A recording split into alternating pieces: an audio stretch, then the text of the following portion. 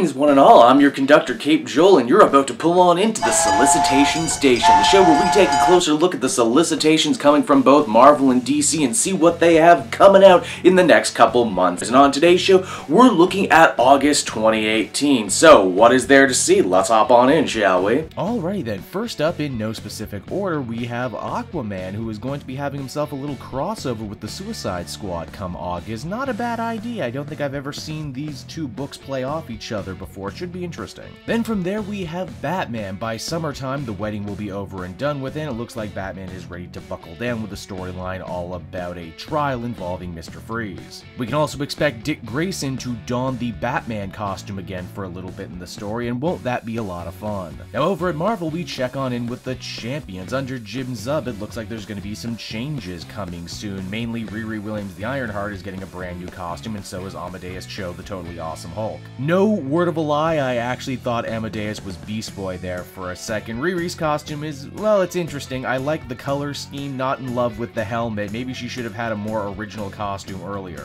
But with both Tony and Bruce Banner coming back with their own solo series soon, I can see why writers and artists are trying to help differentiate the multiple characters with the same monikers. Hey, did you love Deadpool 2? Judging by the box office, it certainly did. We're getting a special Deadpool and Cable annual story written by David F. Walker to honor the occasion. Well, to honor the occasion when the movie was supposed to come out in August, but hey, better late than never, am I right? Hey, you knew I just had to mention my favorite hero, Green Arrow. Well, he's going to be deep in his new run from the Bensons, and they've got a brand new storyline with art by the awesome Alex Maleev. Ollie is going to be locking horns with a much too brutal vigilante calling himself the Citizen. Ooh, can't wait. Hey, how about that Hunt for Wolverine story? Well, by August, all those miniseries will be reaching its end, and we've got the proper conclusion right here. It's called Wolverine Dead Ends #1. It's supposed to be the capstone to the Hunt for Wolverine story, and more importantly than that, it seems to tease a brand new Wolverine solo series coming soon. This, of course, just being one of many big changes that will be coming for the X-Men in August. Now, from there, we head on over to the DC Looney Tunes crossovers. They were a big success last year, and now they're doing it all over again. Personally, if I had to pick the one I'm most excited for, it would be the Joker Daffy Duck crossover. People forget back in those old Looney Tunes cartoons, Daffy was pretty brutal and psychotic in his own way. Plus, there's Brent Booth art on this one, and who doesn't love that? Now, speaking of the Joker, over in Justice League, Scott Snyder is going to be bringing together the Legion of Doom for the first ever canon appearance in a comic. Love the team's classic roster, love the general idea behind it. Yep, this is going to be a good one, I can just tell. Now, something unexpected coming from Marvel in August is the Miles Morales Spider-Man annual written by Brian Hill, the guy who's also going to be taking the helm on Detective Comics for a little bit. This is interesting because it would seem like the future of Miles Morales Spider-Man is kind of up in the air right now in the post-Bendis Marvel. Could this be indicative of a new run coming down the line from Hill? If so, I think that would be okay.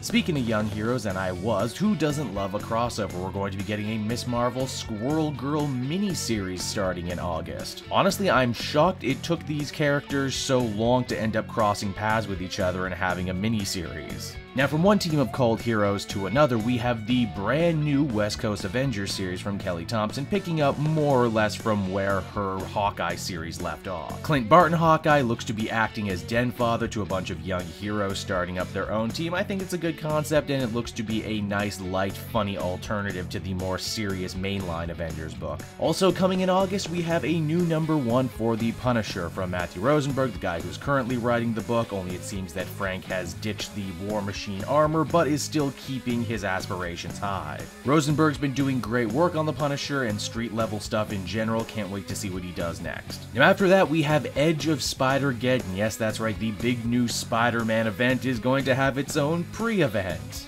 One-shot that particularly stuck out to me is this one starring Hobie Brown, the Spider-Punk of the UK. Given that Spider-Punk is going to be one of the unlockable skins in the new Amazing Spider-Man video game, I get the distinct feeling Marvel is trying to up his cachet a little bit before that comes out. But hey, that's multiversal Spider-Man for you. What's main universe Spider-Man doing? Well, Nick Spencer has the book, and it looks like Peter Parker is going to be fighting Spider-Man. Hey, doesn't this look exactly like the Batman image that I just showed you at the top? Now, whether Peter fighting Spider-Man is more metaphorical or has something to do with the aliens involved in the story, only time will tell. Oh, and now we have a really big one, because in August we're going to be seeing the return of the Super Sons with a brand new 12-issue maxi series called The Adventure adventures of the Super Sons. This series claims to be removed from the events of Doomsday Clock and everything else that's going on, instead choosing to go back in time and tell a fun story about John and Damian as they go to space. Overall, just pretty damn happy to have this one back, honestly. And speaking of the Super family, and I absolutely was, Mark Andreyko is going to be taking over Supergirl, and he's going to be taking it into some bold new directions. It seems that Kara is going to be leaving the planet Earth behind to try and track the trail of blood left behind by Rogol Zar, Brian Michael Bendis' new Superman villain who claims to have destroyed Krypton.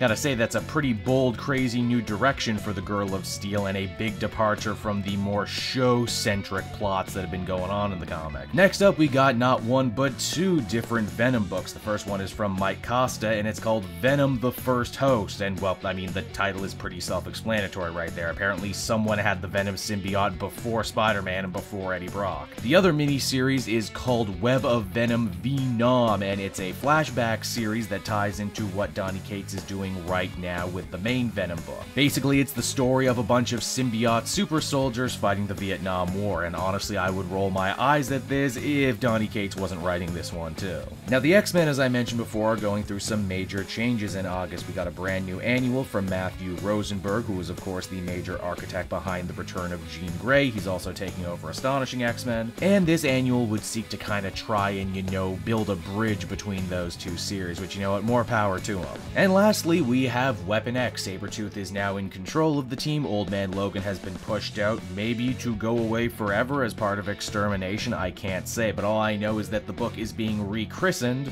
Weapon X Force, complete with a brand new roster that they've shown here only in silhouettes. I'm gonna guess Omega Red, Mystique, Lady Deathstrike, and Sabretooth. If you out there have any guesses of who you think will be on Weapon X Force, please tell me down in the comments section. I think that would be fun. So there you have it, everyone, the Solicitation Station for August 2018. Some really interesting stuff coming down the pipeline. I'm excited for it. I hope you're excited for it too, and I hope you enjoyed this show. If you do, tell me down in the comments section down below, and I'll start making this more of a regular thing. So until next time, everyone, this has been Cape Joel. Thank you so much for watching, and I'll see you all again next time. Bye-bye.